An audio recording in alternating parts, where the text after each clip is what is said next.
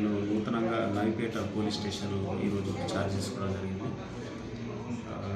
ఇక్కడ నైపేట మండల ప్రజలందరికీ నేను ఒకటి కోరుకుంటున్నది ఏంటంటే, పోలీస్ డిపార్ట్మెంట్ తరఫు నుంచి ఈ మధ్యకాలంలో ప్రాపర్టీ అఫెన్సెస్ కానీ చాలా జరుగుతున్నాయి.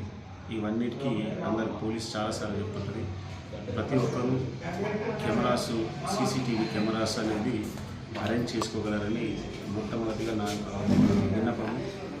ప్రజల యొక్క ఆస్తిని కాపాడడంలో పోలీసు ముందుంటుంది. అదేవిధంగా మీ తరపు నుంచి సహాయం కావాలి. సీసీటీవీ కెమెరాస్ అనేది ఒక కెమెరా = 100 మంది పోలీస్తో సమానం అని చెప్తుంటారు. కాబట్టి అందరూ కెమెరాలు అరేంజ్ చేసుకోవాలనేది నా మొదటి విన్నపం.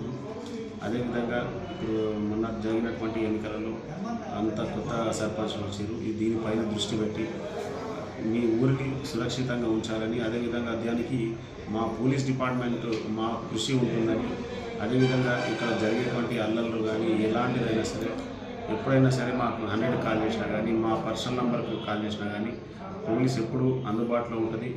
లా అండ్ ఆర్డర్కి సంబంధించినటువంటిది ఎవరైనా తప్పు చేస్తే మాత్రం అందరినీ కఠినంగానే చూస్తాం. చట్ట పరిధిలో ఏదైతే ఉందో చట్టపరంగా వాళ్ళకు శిక్ష పడేటట్టు చూస్తాము.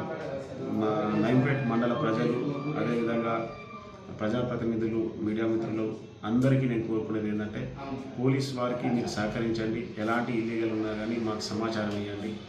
దాన్ని బట్టి మేము యాక్ట్ చేస్తామని, ఎప్పుడు అందుబాటులో ఉంటామని మీ అందరికీ తెలియజేస్తూ నమస్కారం.